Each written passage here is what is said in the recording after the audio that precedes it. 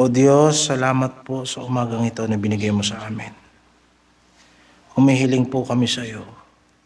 Nabuksan mo ang aming isip sa pagbabasa ng iyong banal na salita. Hawakan mo ang aming puso. Hawakan mo ang aming buong pagkatao. Abutin mo ang aming mga damdamin. Abutin mo ang aming pagsisikap. Abutin mo ang aming pagdedesisyon. Panginoon, gusto namin maglingkod sa iyo. O kailangan namin ng mga katuwiran, kailangan po namin ng lakas ng loob, kailangan po namin ng determinasyon. Mga bagay na hinihingi po namin sa iyo ngayong umaga, kasama ng iyong banal na Espiritong papatnubay sa amin at magpapaliwanag sa amin. Kami po ay iyong linisin, kami po ay iyong ituwid, kami po ay turuan mo magpakumbaba, kami po ay magpasakop sa iyo. Sa pangalan ng Panginoong Hesus. Amen. Sa huling bahagi ng preaching dito sa Matthew chapter 4, doon sa series na ang pagtukso sa hari o ang pagsubok sa hari, dito tayo sa ika-6 na part. Dito sa verse 13.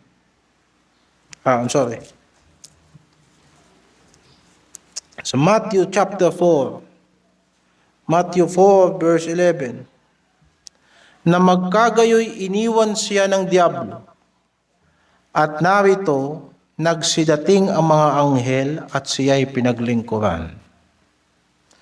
Palain ng Panginoon ang pagkabasa ng kanyang salita.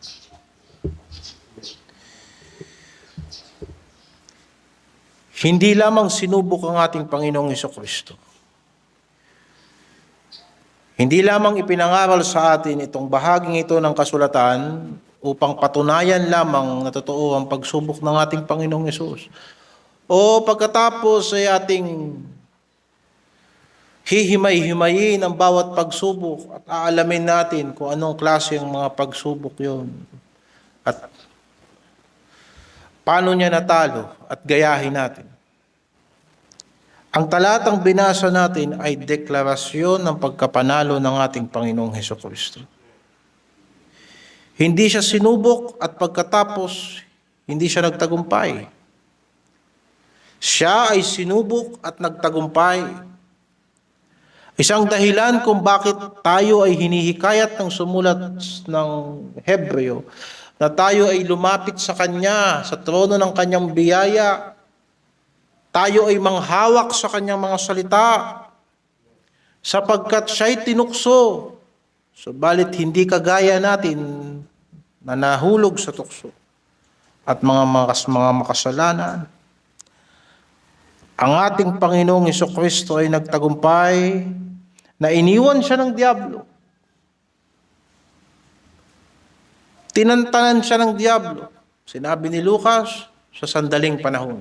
Alam natin na hindi ito ang huling pagtutuos. Subalit, pansamantala, iniwan siya ng diablo. Upang magampanan naman ni Kristo ang kanyang gawain sa pagmimisyon. Panahon ng digmaan at panahon ng kapayapaan. May panahon ng pagtatayo at may panahon ng pagwasak. May panahon ng pagsubok at may panahon din naman na yung ating mga napatunayan sa pagsubok ay atin ang gagamitin sa gawain ng ating Panginoon. Sa makatuwid, hindi palaging pagsubok. Si Kristo ay sinubok pero ang kanyang pagsubok ay may katapusan. Si Hesukristo ay sinubok, subalit merong pagtatagumpay sa dulo ng pagsubok. At hindi lamang dito, ay nabasa din natin na ang mga anghel ng Diyos ay nagministeryo sa Kanya, sa Kanyang pangangailangan. Nakita natin na ang Kanyang tukso ay iba't iba. Tinukso siya sa pangangailangan sa laman. Bilang tao siya'y nagutom. Nabasa rin natin sa Ebanghelyo na ang ating Panginoong Hesukristo ay napapagod. At minsan siya pa nga ay natulog. Subalit sinabi niya sa Diablo na hindi lamang nabubuhay ang tao sa tinapay.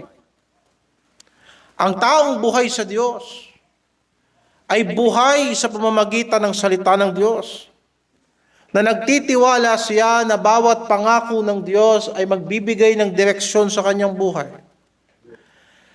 Na hanggat ang Panginoong Diyos ang kanyang pastol, alam ng Panginoon ang kanyang pangangailangan, kaya sinabi kanina sa pagbasa ng awit 23, ang Panginoon ang aking pastol, hindi ako mangangailangan. Sapagkat kung pagtitiwalaan mo ang Panginoon, hindi kanya pababayaan. Subalit kailangan nating maging masunurin sa Kanya. Ayun ang ibig sabihin ng ating Panginoon ng Kanyang sinabi na hindi lamang sa tinapay nabubuhay ang tao kung hindi sa bawat salitang namumutawi sa bibig ng Diyos. At nabasa din natin, mga kapatid, na ang pagsubok ng ating Panginoong Hesukristo, ang Kanyang pananampalataya sapagkat ito'y tiyak, tinukso siya ng Diablo. Na baka sakali na dahil nagtitiwala ka sa Diyos, gumawa ka ng bagay na hindi kalooban ng Diyos. Total, ang Diyos naman mapagmahal. Ililigtas ka niya. Subalit pinalalahanan tayo ng salita ng Diyos, sa salita ng ating Panginoong Hesus, na huwag mong tutuksuhin ang Panginoon mong Diyos. Hindi mo kailangan puwersahin ang Panginoon para gawan ka niya ng mabuti. Huwag mong pangungunahan ang Panginoon mo. Kundit manghawak ka sa kanyang salita na lahat ay gumagawa para masumpungan natin ang mabuting kalooban niya sa buhay natin.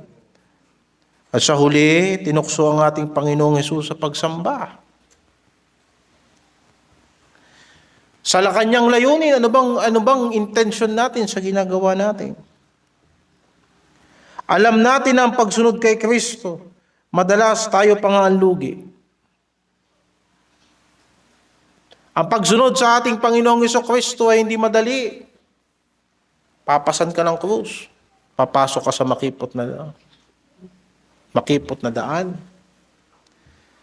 At hindi tayo dinaya ng Panginoon na pinangakuan niya tayo ng masarap na buhay kung sasampalataya tayo sa Kanya. Siya mismo ang nagsabi na walang alipin na higit sa Kanyang Panginoon. At sa mga bagay na yan, ipinakita ng Diablo kay Kristo ang lahat ng kayamanan sa sanlibutan. At ikinumpara sa krus at kamatayan na kahihinatnan ng Panginoon. Sige, magpatuloy ka sa kalooban ng Diyos. Itong mapapala mo, mamamatay ka. Itong mga taong gusto mong iligtas, yan ang papatay sa'yo.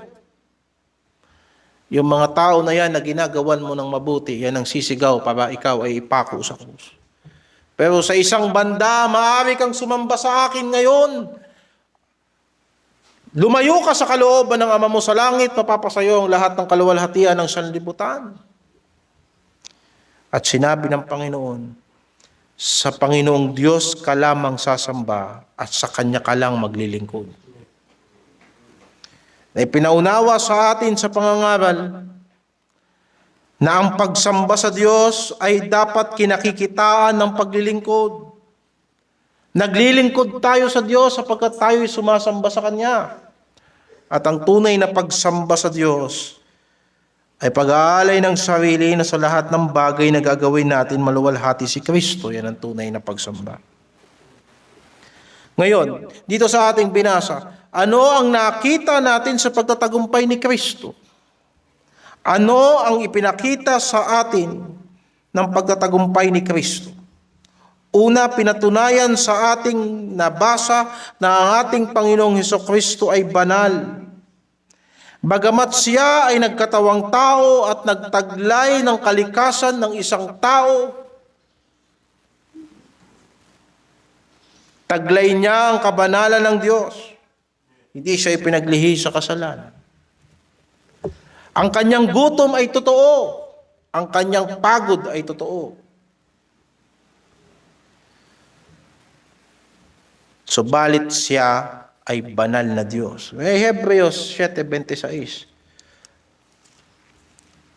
Ipinakita sa pagtukso sa kanya na ang kasalanan ay hindi mananagumpay sa kanya.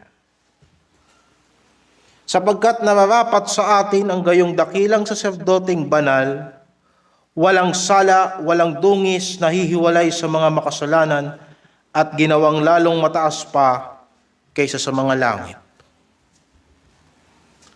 Pangalawa, ipinakita sa atin ang pagtatagumpay ni Kristo ay ang pagkatalo ng diablo. Ang diablo ay tinalo ni Kristo. 1 John chapter 3 verse 8. 1 John chapter 3 verse 8. Ang gumagawa ng kasalanan ay sa diablo. Sabagat buhat pa ng pasimula ay nagkakasala ang diablo. Sa bagay na ito'y nahayag ang anak ng Diyos upang iwasak ang mga gawa ng diablo. Na ang tao palibhasa'y ipinanganak na makasalanan dahil sa pagpasok ng kasalanan sa sanlibutan, wala siyang magawa laban sa kasalanan. Bawat tukso ay siguradong magtatagumpay sa kanya kung siya ay hindi anak ng Diyos. Walang sino mang tao ang may kapangyarihan na lumaban sa tukso. Lalo na kung ang tukso na yan ay titignan natin sa perspektibo ng kalooban ng Diyos. Namimili tayo depende sa pakinabang na ating tatanggapin. Subalit pag pinag-usapan natin ang kalooban ng Diyos, walang tao na madali ang pipili ng mga bagay tungkol sa Diyos. Sa katotohanan pa nga, madalas pinipili natin ang salita ng Diyos na papabor sa atin. O pumipili tayo ng Diyos na gusto natin. Kaya't maraming Diyos-Diyosan sa sanlibutan at maraming sistema ng paniniwala sa sanlibutan. Ekspresyon niyan ng kung anong klaseng paniniwala ang gustong panghawakan ng tao. Subalit naparito si Kristo para wasakin ang gawa ng diablo. Paano tinalo ni Kristo ang diablo? Sa pamamagitan ng kanyang pagsunod. Bagamat hindi pa rito ipinakita ang kanyang kamatayan sa krus, ipinakita rito na ang kamatayan ni Kristo sa krus ay magiging perpektong pag-aalay ng buhay sapagkat hindi siya nagkasala. Napaka-importante ng banal na pamumuhay ng ating Panginoong Hesukristo. In fact, kung siya ay nagkasala sa tuksong ito, mawawala ng kabuluhan kahit ang kanyang sakripisyo sa krus. Basahin natin sa Juan 17.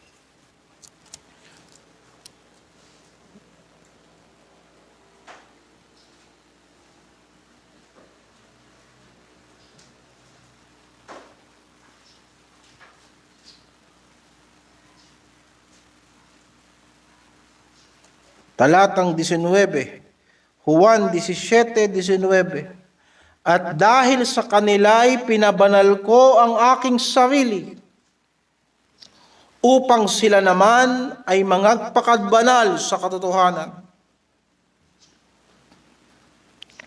Nakita natin kung gaano kaimportante na mapagtagumpayan ng ating Panginoong Hesukristo ang tuksong ito.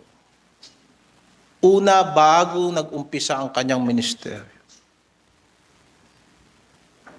Sapagkat dapat ang handog sa krus, ang handog na kordero ay walang sala. So dito ipinakita ng Panginoon sa diablo na kaya niyang talunin ang mga lalang ng diablo. Sa unang tukso sa tao, si Adan ay natalo. Si Adan ay nahulog sa pagkakasala. Ang kasalanan ay pumasok sa sanlibutan. At dahil sa ang lahat ay nagkasala, ang lahat ay mamamatay.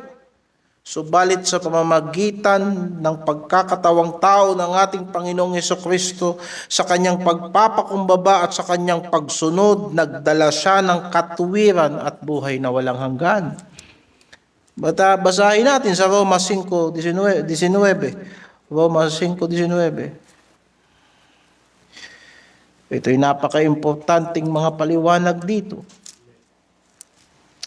5:19 na Roma. Sapagkat kung paanong sa pamamagitan ng pagsuway ng isang tao ang marami ay naging makasalanan, gayon din sa pamamagitan ng pagtalima ng isa ang marami ay magiging mga matuwid. At sa Jesucristo ang tinutukoy dyan sa Roma 5:19. Ang unang tao nagkasala. At simula kay Adan, lahat ng taong tinukso nagkakasala. Hanggang sa merong isang tao na tinukso ang dyablo na hindi nagkasala. At doon nagkaroon ng pagkakataon ng sangkatauhan na makalaya kay Satanas. Dahil dito, pangatlo, ipinahayag sa pananagumpay ng ating Panginoong Hesukristo ang kanyang banal na pagiging hari. Nang siya'y nagtagumpay sa tukso, dumating ang mga anghel at naglingkod sa kanya.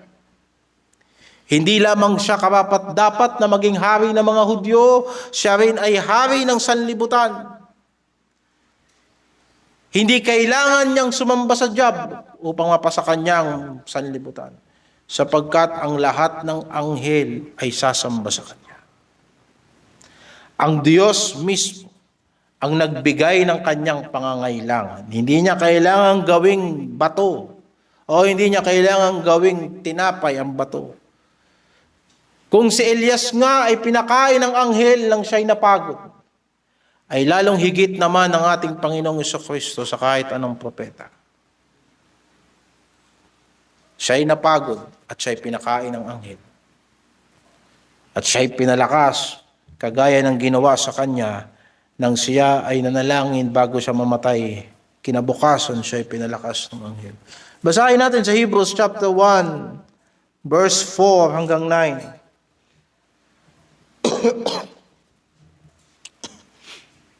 Na naging lalong mabuti kaysa sa mga anghel, palibhasa'y nagmana ng lalong mabilag na pangalan kaysa sa kanila. Sapagat kanino nga sa mga anghel sinabi niya kailanman, ikaw ay aking anak, ikaw ay aking ipinanganak ngayon, at muli ako'y magiging kanyang ama, at siya ay magiging aking anak. At muli nang dinadala niya ang panganay sa sangkalupaan, ay sinasabi sasambahin siya ng lahat ng mga anghel ng Diyos. At sinabi niya tungkol sa mga anghel, yaong ginawang mga anghel niya, ang mga hangin at ang kanyang mga ministro ay ningas ng apoy. Ngunit tungkol sa anak ay sinasabi, ang iyong luklukan o Diyos ay magpakailanman. At ang setro ng katwiran ay siyang setro ng iyong kaharian. Iniibig mo ang katwiran at kinapupuotan mo ang kasamaan. Kaya't ang Diyos mo ay nagbuhos sa iyo ng langis ng kasaysayan, ng kasayahan higit sa iyong mga kasamahan. Kita natin na minsan, nang si Juan ay nakakita ng anghel, lumuhod siya sa anghel. At ang sabi ng anghel sa kanya, huwag kang lumuhod sa akin, parehas lang tayong manggagawa ng Diyos. Parehas lang tayong lingkod ng Diyos. Pero isipin mo, ang anghel ay naglingkod kay Kristo. Nagpapakita na itong taong ito ay hindi ordinaryong tao. Walang taong mayroong matinding kapangyarihan laban sa kasalanan. At walang ordinaryong tao na paglilingkuran ng mga anghel. Sa palagay ko, yun ay kailangan na nating, yan ay paliwanag na natin ang talatang 11 na yan. Ipinakita rito sa atin ngayong umaga, mga kapatid, na dahil sa Jesucristo ay nakaranas ng tukso, makatutulong siya sa atin na tayong mga tinutukso. Hebreo 2:18. Palibhasa'y nagbata siya sa pagkatukso, siya'y makakasaklolo sa mga tinutukso. Hindi lamang Panginoon sa Jesucristo, siya rin ay ating katuwang. At iyan ay isang dakilang bagay na naparito ang anak ng tao hindi para paglingkuran, kundi siya ay maglingkod. Hindi tayo naparito upang sambahin lang si Kristo. At yan, ang sambahin si Kristo ay isang tamang bagay. Pero kailangan natin si Kristo araw-araw na tumulong sa atin, na sumaklolo sa atin. na gumabay sa atin sapagkat hindi rin naman natin siya mapaglilingkuran ng karapat-dapat na paglilingkod kung hindi natin mararanasan ang kanyang tulong sa ating mga struggle bilang Kristiyano. Tandaan natin ang karampatang pagsamba ay handog natin ang ating katawan sa Diyos na haing buhay, na dapat magbago ang ating mga isip na hindi maging konforme sa sanlibutang ito. Paano tayo magiging karapat-dapat sa Diyos? Samantalang ang tukso natin ay nasa mga isip natin at sa ating mga katawan. Kung kaya nga sinasabi ng talatang ito, kaya ni Kristo na sumaklolo sa ating tuwing tayo'y tinutukso ng Diyos. Tatlong bagay ang dapat nating maintindihan sa tukso. Una, ang diablo at ang tukso ay pwedeng labanan. Napaglalabanan ang diablo. Napaglalabanan ang tukso. Hindi pwedeng sabihin ng Kristiyano na ang kanyang kahinaan ay permanente na at hindi niya na yan mabubuhat at yan ay magiging hadlang ng kanyang paglilingkod sa Panginoon. Maaring may mga tinik ang laman na ipinangaral sa atin ng nakaraang mga pangangaral. Ilang linggo ang lumipas na hindi aalisin sa atin ng Diyos. Kagaya ng pag-uusig na hindi lalayo sa atin. Mga problemang hindi lalayo sa atin. Mga sakit na hindi nagagaling. Pero never nating iisipin na yung mga yan ay magiging hadlang sa atin forever para makapaglingkod tayo sa Diyos. Ang diablo ay napaglalabanan at ang tukso ay napaglalabanan. Wala nang mahirap i-encourage sa kahit anong larangan maliban sa taong sa umpisa pa lang ay hindi na siya naniwala na pwede siyang matuto. Kahit pa sabihin mo sa tao, maniwala ka kay Kristo, pwede kanyang tulungan. At ang sabi ng tao, Pastor, hindi na ako magbabago. Kailangan mong maintindihan na kung si Jesucristo ay pwedeng tumulong sa atin, dapat maniwala ka rin na ang tukso na paglalabanan, kaya ka nga tutulungan ni Kristo. James chapter 4 verse 7. Pasakop nga kayo sa Diyos, datapwat magsisalangsang kayo sa diablo, tatakas siya sa inyo. Nalalabanan ang diablo.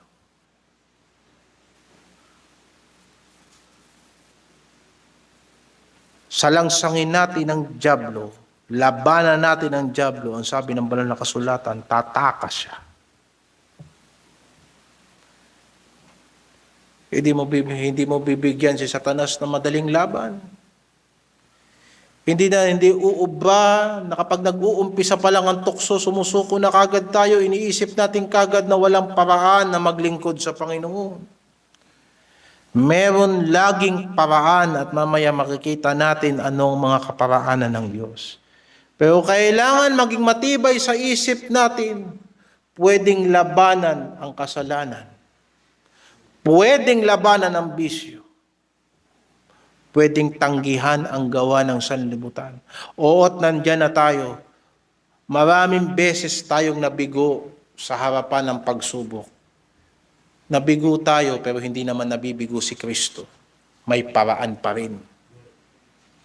Ilang beses kang madadapa? Oo, nadapa ka, pero ang Diyos kahit kailan hindi siya nabuwal, si Jesucristo hindi nabuwal.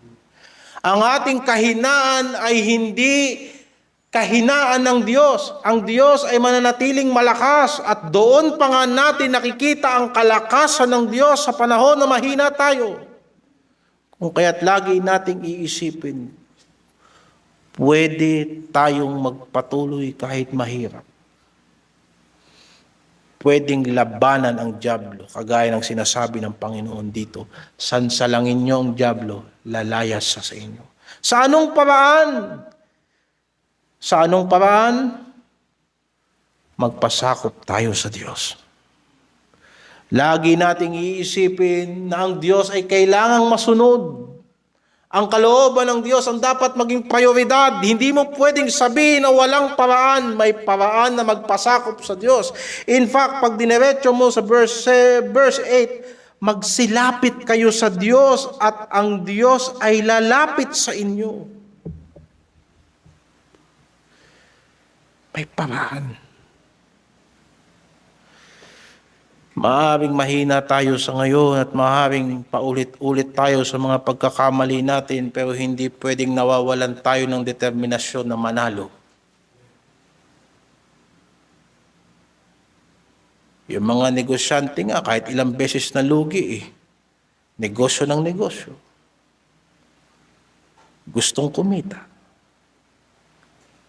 Ang estudyante, kahit ilang beses bumagsak, basta gustong makatapos, mag-aaral pa rin. Hanggat hindi ka nagdadrop, hanggat pwede ka pang umulit. Hanggat may pagkakataon pa. Sige lang. Ganyan din dapat ang attitude sa harapan ng pagsubok. Kaya pag tayo itinutuwid ng Panginoon, ituwid natin. Magpakumbaba tayo sa Kanya. Umamin tayo sa mga pagkakasala natin, huwag nating itago. Bakit? Sapagkat kaparaanan niya ng Diyos para labanan ang gawa ng diablo. Walang ibang nagpapalaya sa kadiliman maliban sa liwanag. Ang siyang nagkukubli ng kanyang kasalanan,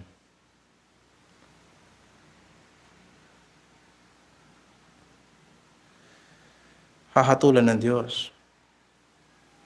Pero siyang nagsasabi, nagko-confess at nag-iiwan, makakatagpo siya ng awa. Yan ang kailangan natin sa panahon ng pagsubok, awa ng Diyos. Ipapinapaalala sa atin ng mga kapatid na ang panahon ng pagsubok, hindi ito panahon ng pagpapasikat sa Diyos. Hindi mo sasabihin sa Diyos, Panginoon, diyan ka lang panoorin mo kung paano ko makakalagpas dito. Ipapakita ko sa iyo lahat ng natutunan ko sa Biblia. No. Isa lang ang tinukso na hindi pwedeng matukso, si Kristo lang. Kung kaya't ang panahon ng pagsubok ay ganito, Panginoon, lalapit ako sa iyo. Dapagkat sinabi mo, lumapit kayo sa Diyos at siya'y lalapit sa inyo.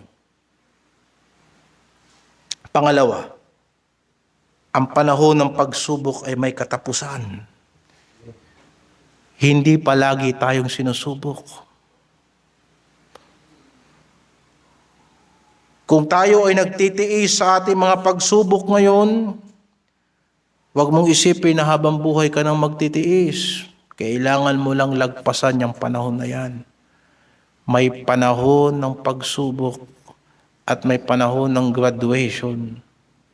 Ang problema sa mga estudyante, kung kailan nag-e-exam, tsaka lang nag-aaral. Pag walang exam, hindi nag-aaral.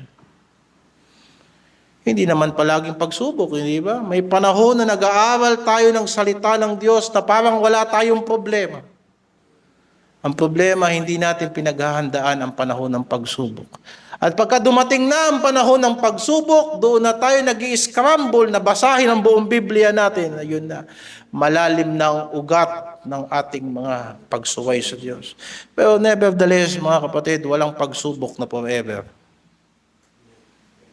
Panahon lang ang pagsubok.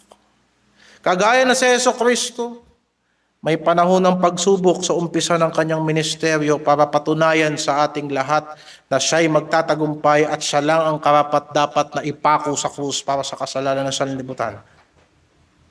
At iniwan siya ng diablo ng pansamantalang panahon. Ganon din sa atin. Kung ginugulo ka ng diablo ngayon, huwag kang bumitaw sa pananampalataya. Magsasawa din yan, mawawala din yan. Pero kailangan huwag kang bumitaw sa pananampalataya. Basahin natin sa banal na kasulatan, unang Pedro 5:8. Kayo'y maging mapagpigil, kayo'y maging mapagpuyat. Ang inyong kalaban na diablo na gaya ng leong umuungal ay gumagala na humahanap ng masisila niya, na siya'y labanan ninyong matatag sa inyong pananampalataya. Yamang inyong nalalaman na ang mga gayong hirap ay nagaganap sa inyong mga kapatid na nasa sanlibutan. At ang Diyos ng buong biyaya nasa inyo'y tumawag sa kanyang walang hanggang kaluwalhatian kay Kristo. Pagkatapos na kayo'y makapagbatang sandaling panahon, ay siya ring magpapasakdal, magpapatibay at magpapalakas sa inyo. In fact, ang panahon ng pagsubok ay panahon ng pagpapalakas, hindi ang panahon ng pagbabackslide. Maraming Kristiyanong hindi tumitibay dahil pag sinusubok, hindi sumusunod sa Diyos. Pag sinusubok ka ng dyablo, lalo kang lumapit sa Panginoon. Lalo mong saktan si Satanas. Bakit? Magtitiis ka talaga. Hindi ka pwedeng kumompromiso dahil pagkatapos mong magtiis, tsaka ka palalakasin ng Diyos. Hindi ka titibay dahil matagal ka sa simbahan. Titibay ka sapagkat sa tagal mo sa simbahan, ilang beses mong sinuway ang dyablo sa buhay mo. Ilang beses mong inuna ang Panginoon kaysa sa gusto mo. Ilang beses mong itinama ang motibo mo sa paglilingkod. Sapagkat yung panahon ng pagtitiis na yan ang proseso ng pagpapalakas sa Kristiyano. Sabihin ko kahit dito ka pa lumaki. Kung wala kang ibang ginawa, kundi gawin mo yung gusto mo, hindi ka titibay. Dahil ang Diyos ang nagpapatibay, hindi ako ang nagpapatibay, hindi ang Kristiyano ang nagpapatibay ng kanyang sarili. Ang Diyos ang nagbibigay ng pagpapatatag. Sapagkat siya ang tumawag sa atin sa kanyang biyaya, nakasulat din sa banal na kasulatan, na matapos kayong magbata ng sandaling panahon, siya rin ang magpapasakdal at magpapatibay at magpapalakas sa inyo. Kaya sa panahon na nangangailangan tayo, huwag tayong umalis sa salita ng Panginoon. Huwag tayong lumayo sa katwiran ng Diyos. Sapagkat yung lakas natin sa susunod na panahon, nakadepende yan kung lumalaban ba tayo sa pagsubok ngayon.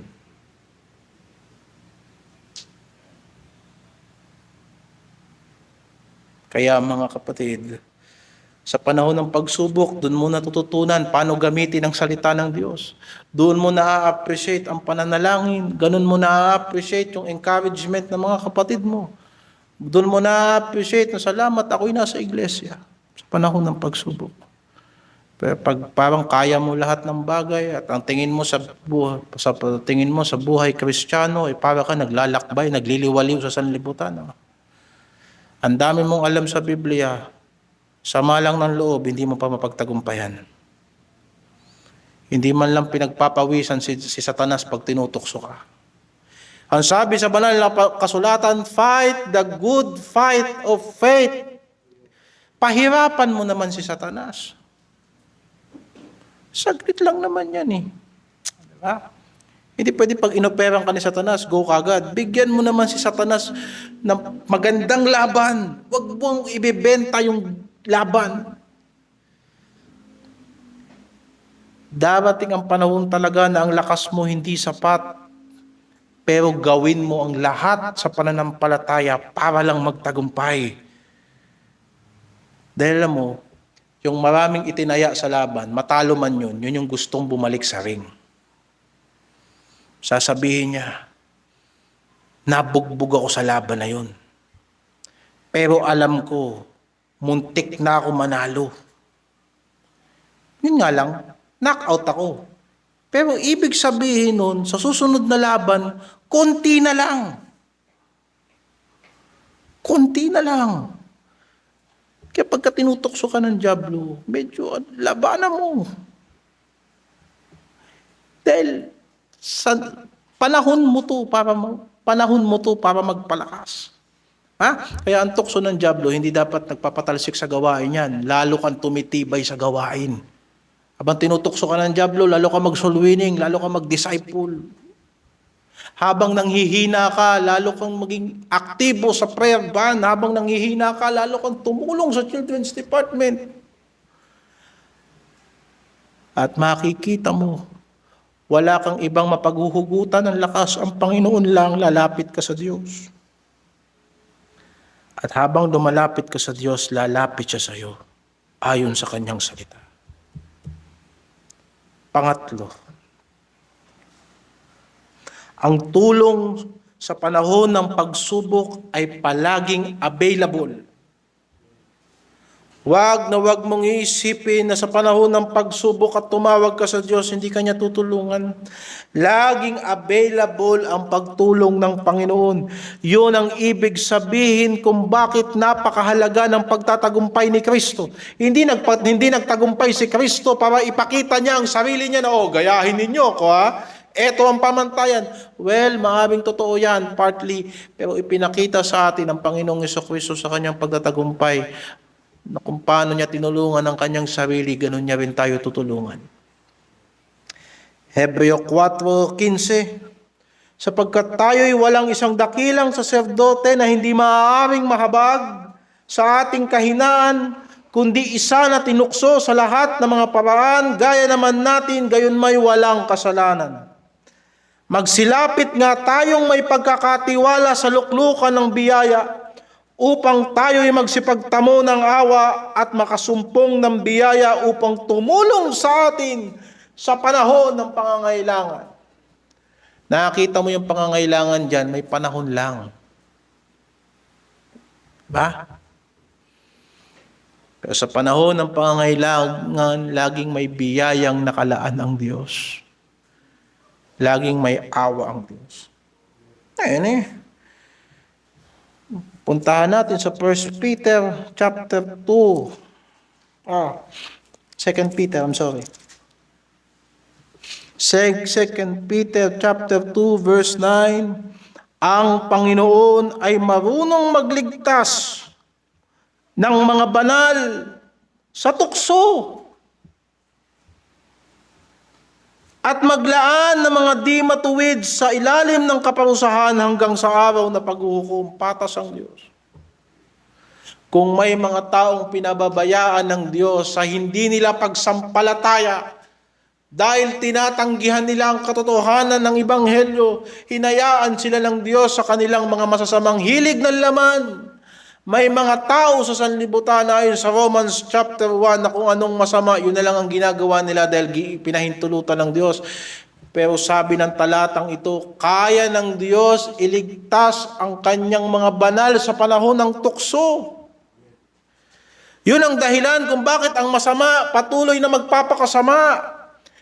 Pero mga matuwid ay lalong magiging matuwid. Hindi dahil sa mga matuwid ay magsisikap sa kanilang lakas, kung hindi dahil kayang ingatan ng Diyos ang mga matutuwid na hindi tayo sobrang mapasama sa sanlibutan ito. Anong konteksto nitong 2 Peter chapter 2? Hindi ba si Lot? Verse 7, at iniligtas, verse 6, pinarusahan niya ang pagkakalipol ang mga bayan ng Sodoma at Gomora na pinapaging abo na naging halimbawa sa mga nagsisipamuhay sa masama, at iniligtas ang matuwid na si Lot na lubhang nahahapis sa mahalay na pamumuhay ng masasama. Isipin mo, paggising mo sa umaga po sa kasamaan, nakikita mo. Minsan nakakapagod. Nakakapagod manood sa kasamaan araw-araw. Ganyan ang karanasan ni Lot sa Sodoma at Gomora. Napapalibutan siya ng mga bakla, ng mga taong ayaw sa Diyos. Wala, doon siya tumira Gayun pa man, yung Sodoma at Gomora pinarusahan ng Diyos, pero iniligtas niya si Lot. Araw-araw siyang nahahapis. Naririnig mo yung tunog na ayaw mong marinig. Mga salitang hindi ka komportable, pero maririnig mo araw-araw sapagkat napapalibutan ka ng mga taong masasama. Gagawan ka ng mga bagay na hindi yun ang gusto mong gawin sa kanila. Mahahapis ka.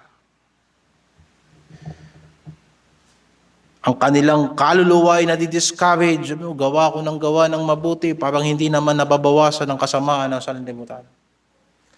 Parang hindi naman natitinag ang kasamaan nito, ginagawan ko siya ng mabuti, pero parang hindi naman natitinag ang kaluluwa nito. ang kanyang matuwid na kaluluwa sa pagkakita at pagkarinig niya ng mga gawa nilang laban sa kautusan. Verse 9, ang Panginoon ay marunong magligtas ng mga banal sa tukso.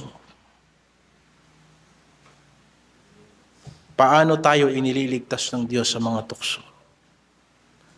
Paano tayo inililigtas ng Panginoon sa mga tukso? 3. Pumunta tayo sa 1 Corinthians chapter 10. 1 Corinthians chapter 10. Una, tandaan natin mga kapatid na bago dumating ang pagsubok, nagpapauna na ang Panginoon ng mga turo, ang doktrina. Kaya minsan iisipin mo, parang wala naman akong problema, pero bakit yung pangangaral parang magdadala sa akin sa problema? Bago nangyayari ang mga pagsubok sa buhay natin, nagpapauna na ang Panginoon sa atin. Pumunta tayo sa 1 Corinthians chapter 10, verse 5 hanggang 12. At tinutukoy na Apostol Pablo rito yung karanasan ng mga Kristiyano, ng mga Israelita sa ilang. Bagamat ang karamihan sa kanila ay hindi nakalugod sa Diyos sapagkat sila'y ibinuwal sa ilang. Ang mga bagay na ito ay pawang naging mga halimbawa sa atin upang huwag tayong magsipagnasa ng mga bagay na masama na gaya naman nila na nagsipagnasa. Tinutukoy yung mga tao sa ilang. Huwag nating gayahin ng mga tao sa ilang. Ni huwag din naman kayong mapagsamba sa mga Diyos-Diyosan, gaya niyaong ilan sa kanila, ayon sa nasusulat na upo ang bayan upang magsikain at nagsiinom at nagsitindig upang magsipagsayaw. Yung palang kain, inom, sayaw, kalayawan, pagsamba sa Diyos-Diyosan yun. Wala nang ginawa mga Kristiyano kung hindi magkain at mag-inuman, magsaya na magsaya, mag-celebrate na mag-celebrate. Ang daming kalooban ng Diyos na dapat sundin. Ang tawag ng Biblia doon, pagsamba sa Diyos-Diyosan. Ituloy natin. Ni huwag din naman tayong makiapid na gaya ng ilan sa kanila na nakiapid at nabuwal sa isang araw ay 23,000. Ni huwag din naman nating tutuksohin ang Panginoon na gaya ng pagtukso ng ilan sa kanila at napahamak sa pamagitan ng mga ahas. Verse 10, ni huwag din kayong magbulong-bulungan o magreklamo na gaya ng ilan sa kanila na nagbulong-bulungan at napahamak sa pamamagitan ng mangwawasak. Nawasak ng Diyos yung mga reklamador. Verse 11, ito yung punto. Ang mga bagay na ito ngay nangyari sa kanila, sa mga Israelita, na pinakahalimbawa at pawang nasulat sa pagpapaalala sa atin na mga dinatnan ng katapusan ng mga panahon. Kaya't ang may akalang siya ay nakatayo, mag-ingat na baka mabuwal. Ibig sabihin, pinagpapaunahan na tayo ng salita ng Panginoon. Mga bagay na kailangan nating ituwid sa sarili natin dahil hindi naman tayo tutuksohin ng dyablo sa mga bagay na hindi natin gusto. Hindi naman tayo nakatingin ka sa kanan, hindi ka tutuksohin ng dyablo sa kaliwa, nakatingin ka sa kanan. Nakatingin ka sa kasalanan, nakita ng dyablo, interest mo pala yan ha, o sige yan ang gagamitin ko sa iyo palagi. Bukang bibig mo, puro pera, narinig ng dyablo, puro pera laman ng puso mo, sige, yan ang gagamitin ko sa iyo palagi. O reklamo ka ng reklamo, puro ka reklamo, sige, yan ang gagamitin. Tandaan niyo ang dyablo, hindi yan nakakabasa ng puso, hindi nakakabasa ng isip. Diyos lang ang nakakabasa ng isip. Salita lang ng Diyos. Paano niya nalalaman yung mga gusto natin? Di sa ginagawa natin. At sa sinasabi natin. At sa mga fellowship natin. Kaya nga every time na nag-uumpukan tayo sa lamesa, lagi natin babanggitin ang salita ni Kristo. At kung meron man tayong mapag-usapan, nakapintasan ng mga kapatid natin, lagi tayong magtatapos sa pananalangin. Pinagchichismisan niyo yung kapatid niyo, pati Sige. Hindi kayo nagdasal ha, hindi niyo pinag-isipan kung paano niyo siya maitutuwid ha. O, sige. Mag-aasik ako lalo ng kaguluhan sa inyo. See, kaya bago pa dumating ang pagsubok, nauuna na ang salita ng Panginoon. At huwag nating iisipin na hiwalay kay Kristo makakatayo tayo. Kung bibitawan ni Kristo ang kaluluwa ko kahit isang segundo lang, naniniwala ako mapapahamak ako. Buti na lang si Yesu Kristo, hindi tayo maaagaw sa kanyang kamay.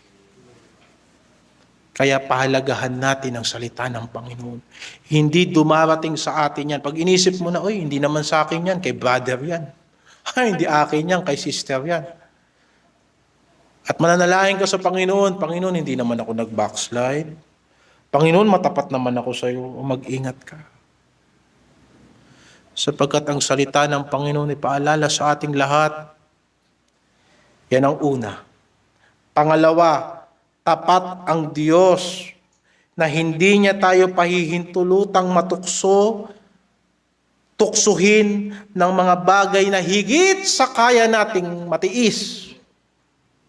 Verse 13, hindi dumating sa inyo ang anumang tukso kundi yaong matitiis ng tao.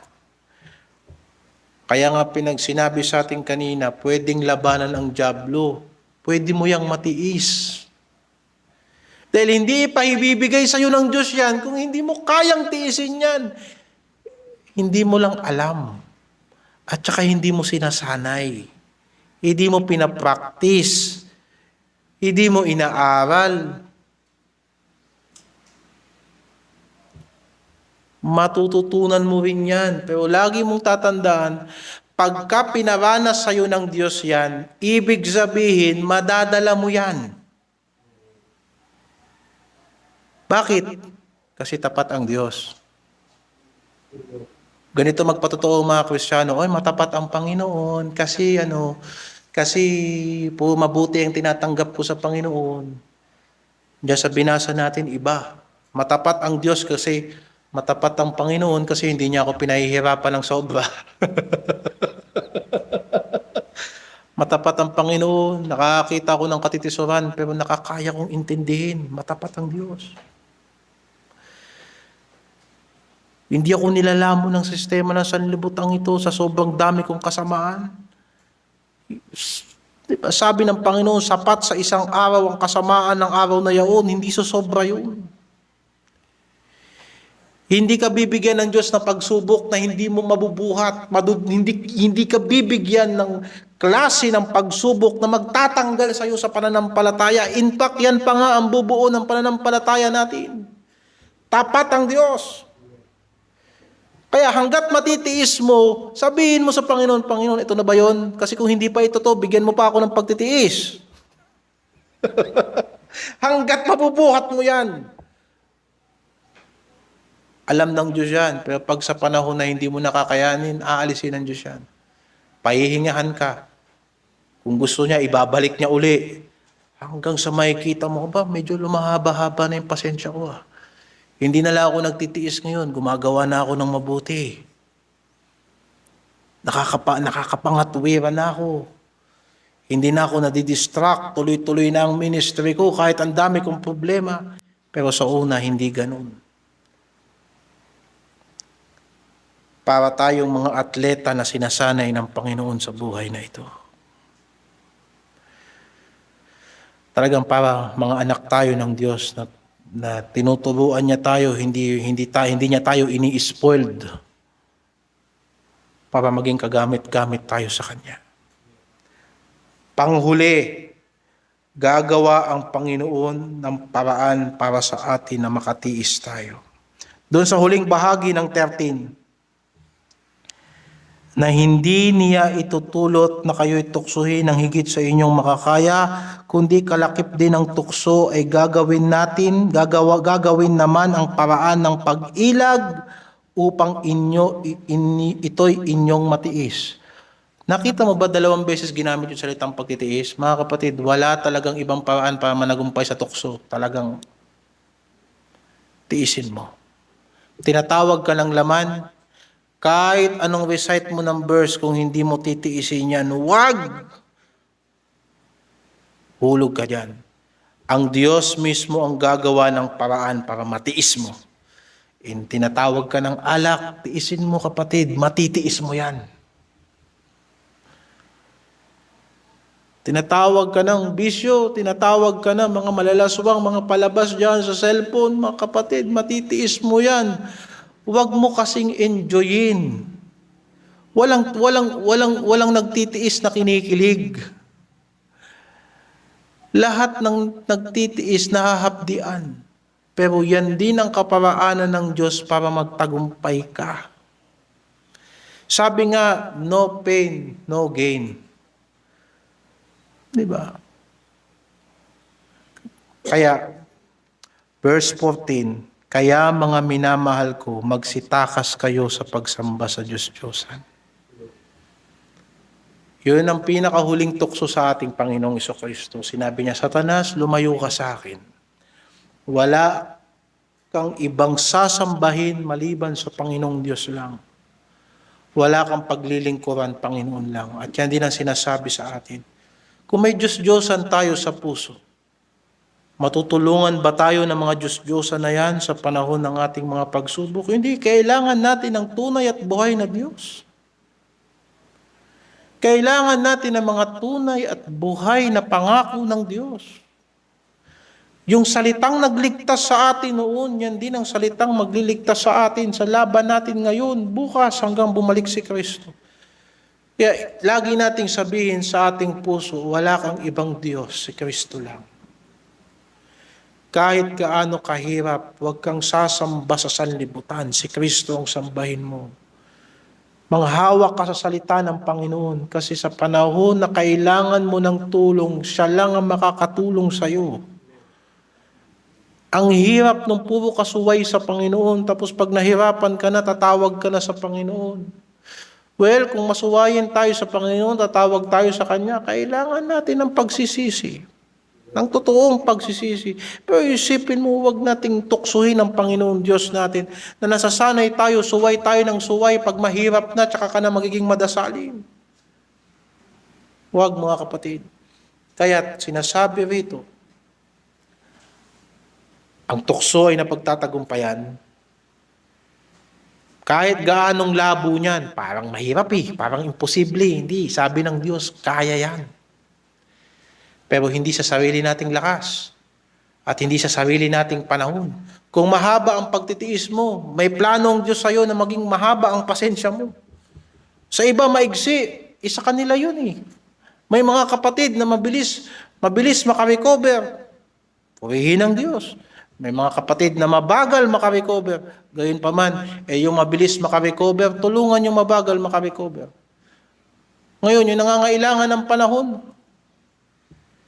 ipagpasa Diyos natin. Kailangan ng panahon. Gayunpaman, hindi natin dapat hayaan na yung nilalakaran natin ngayon sa pananampalataya, hindi natin hakbangan. Dahil kapag ang mga nagsipagtalikod sa pananampalataya, kung sila'y mga anak ng Diyos at ibabalik sila rito ng Panginoon, sinong madadatnan nila? Yung mga taong nagpatuloy sa salita ng Diyos. At sasabihin ko, akala mo ba nakapagpatuloy kami dahil sa perpekto kami? Marami din kaming pagkadapa. Marami din kaming pagkahilo at pagkalito. Pero isang bagay, na natili kami sa Panginoon at tinulungan niya kami.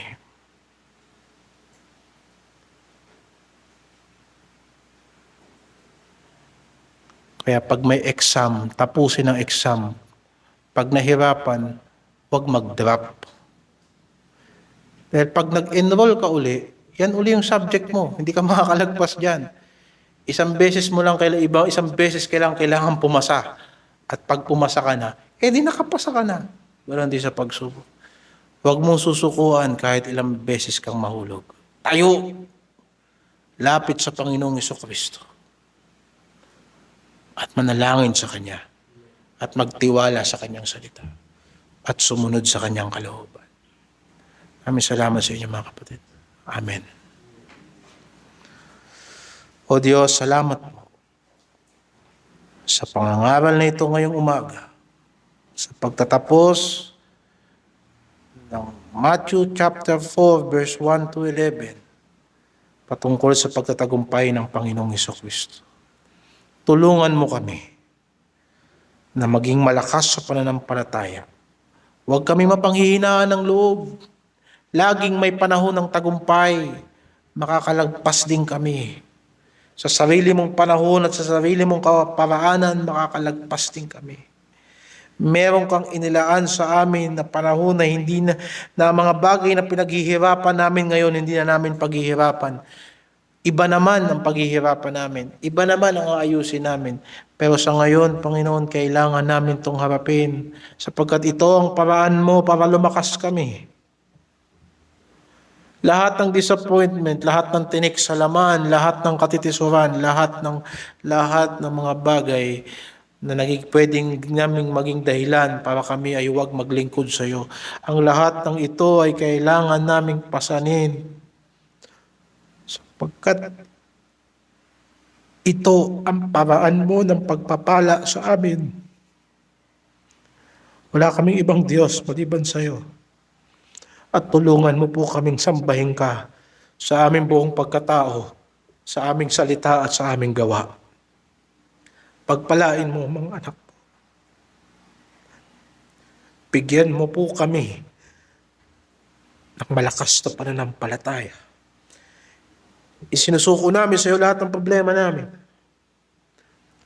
Lahat ng setbacks namin. At kahit pagsamasamahin ito lahat, mga hawak kami sa buhay na iyong nais na lakaran namin. Pagpalain mo kami at gawin mo kami soul winner. Taga-akay ng mga kaluluwa. Discipler.